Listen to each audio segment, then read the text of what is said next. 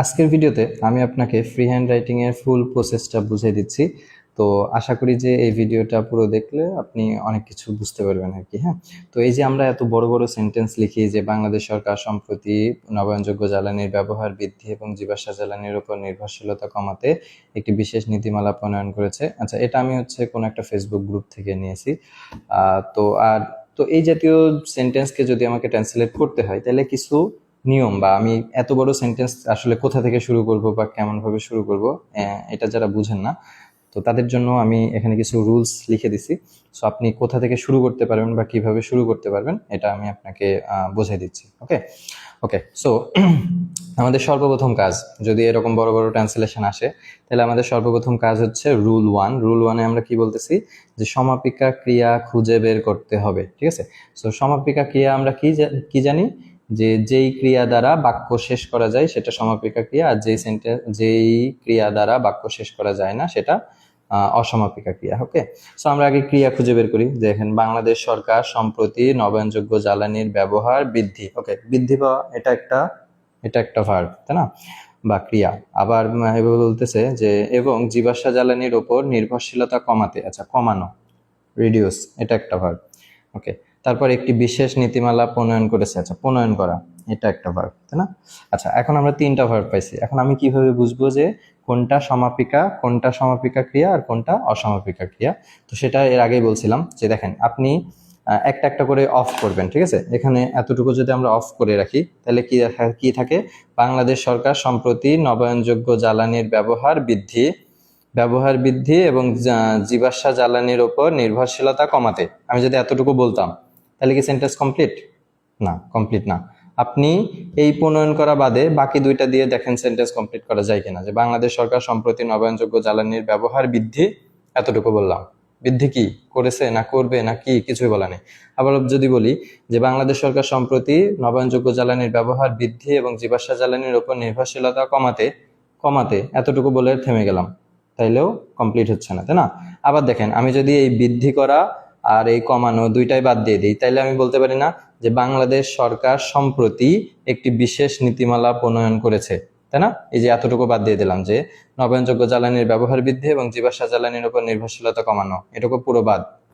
মানে যেই দুইটা নন ফাইনাইট ছিল এটা আমরা বাদ দিয়ে দিছি। তার মানে কি, বাংলাদেশ সরকার সম্প্রতি একটি বিশেষ নীতিমালা প্রণয়ন করেছে, তার মানে কি এটা একটা সেন্টেন্স কমপ্লিট হচ্ছে। তার মানে আমরা বলতে পারি যে এইটাই হচ্ছে আমাদের সমাপিকা ক্রিয়া। ওকে, তাহলে আমাদের ফার্স্ট কাজ শেষ, যে আমাদের প্রথমে সমাপিকা ক্রিয়া খুঁজে বের করতে হবে। ওকে, এটা কাজ শেষ।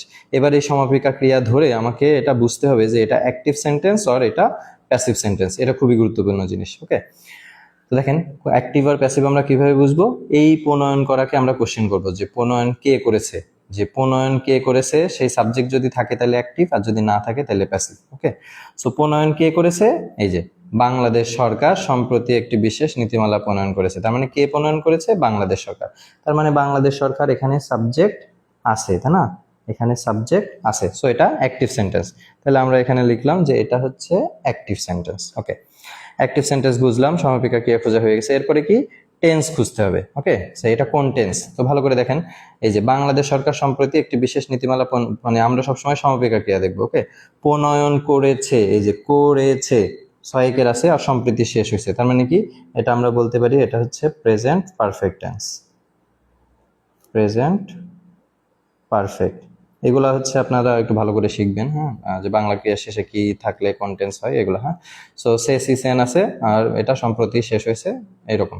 So present perfect tense. এবার আপনাকে কি করতে হবে? প্রেজেন্ট পারফেক্ট টেন্সের স্ট্রাকচার তো আপনি জানেন, সেই অনুযায়ী আপনাকে সাজাইতে হবে। এবার বলেন, সাবজেক্ট, আপনি সাবজেক্টকে যে ভার্বের কাজ করবে, তাই না, প্রণয়ন করেছে কে? বাংলাদেশ সরকার। সো দ্য গভর্নমেন্ট,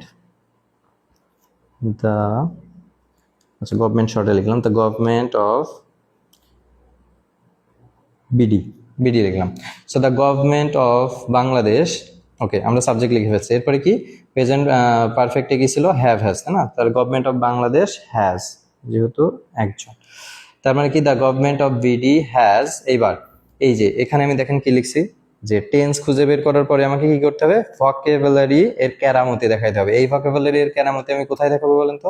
এই যে এই ভার্ব গুলাতে, এই যে প্রণয়ন করা। দেখেন প্রণয়ন করার অনেক রকম ইংলিশ হইতে পারে, ঠিক আছে?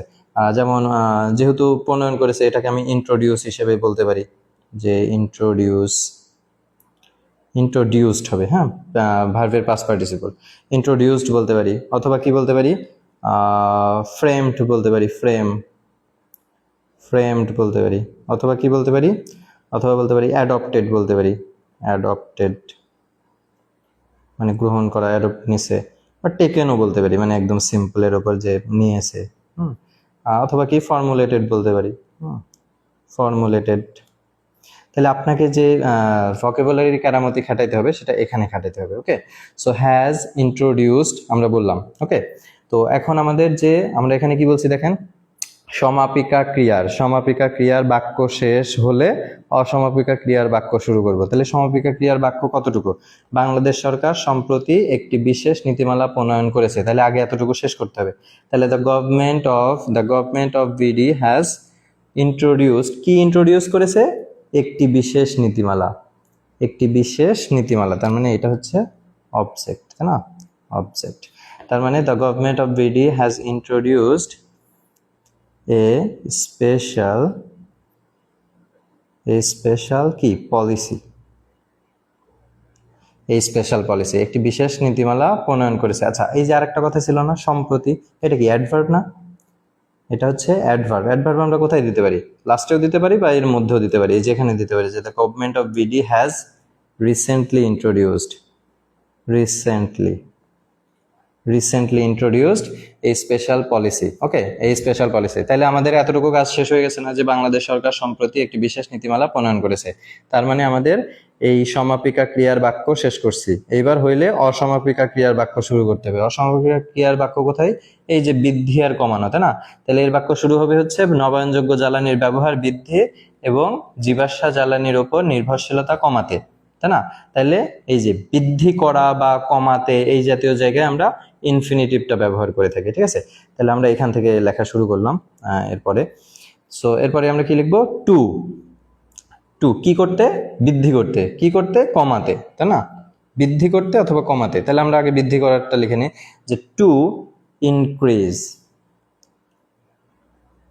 ইনক্রিজ বলতে পারি। আচ্ছা, ইনক্রিজের জায়গায় এখন আমরা এই যে কি বলতেছি, নবায়নযোগ্য জ্বালানির ব্যবহার বৃদ্ধি।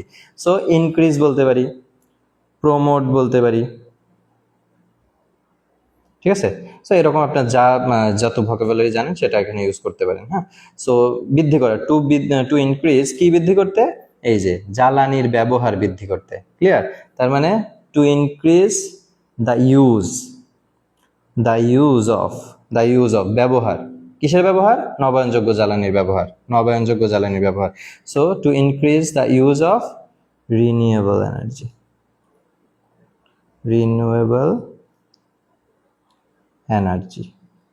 ওকে, রিনিউয়েবল এনার্জি শেষ। এইবার দেখেন নবায়নযোগ্য জ্বালানির ব্যবহার বৃদ্ধি, এতটুকু হয়েছে। এবং আরো একটা আছে না, এবং এবং জীবাশ্ম জ্বালানির ওপর নির্ভরশীলতা কমাতে। দেখেন এখনো আমি এখানে কমাতে টু রিডিউস ইউজ করতে পারি। ভালো করে দেখেন, টু রিডিউস ইউজ করতে পারি, টু রিডিউস বা টু লেসেন মানেও কমানো, ঠিক আছে? আপনার যা খুশি তাই দিবেন। সো টু রিডিউস বা টু লেসেন। এখন ভালো করে দেখেন যে এটা তো অ্যান্ড, তাই না? এই অ্যান্ডের আগে আমরা একটা ইনফিনিটিভ শুরু করছিলাম, যে টু ইনক্রিজ। তার মানে কি এখানেও অ্যান্ড যুক্ত এই টুটা যদি আবার দিই, তাহলে কি এটা রিডান্ডেন্সি হয়ে যায়। আর এটাকে আমরা প্যারালিজমের নিয়ম বলি, যে অ্যান্ড যুক্ত সেন্টেন্সের আগে একবার যদি টু দেওয়া হয়, তাহলে পরের বার আর এই টু দেওয়ার দরকার নাই, ঠিক আছে? পরের বারে টু দেওয়ার দরকার নাই। কেন? কারণ আমরা ধরেই নিচ্ছি যে এর আগেও টু আছে। এই টুটা সম্মিলিত, যে to increase the use of renewable energy and to reduce, এই টুটা এখানেও আছে, ঠিক আছে? সো আলাদা করে টু দেওয়ার দরকার নাই। তাহলে রিডিউস কি কমাতে? নির্ভরশীলতা কমাতে। So to reduce the dependency, তাই না?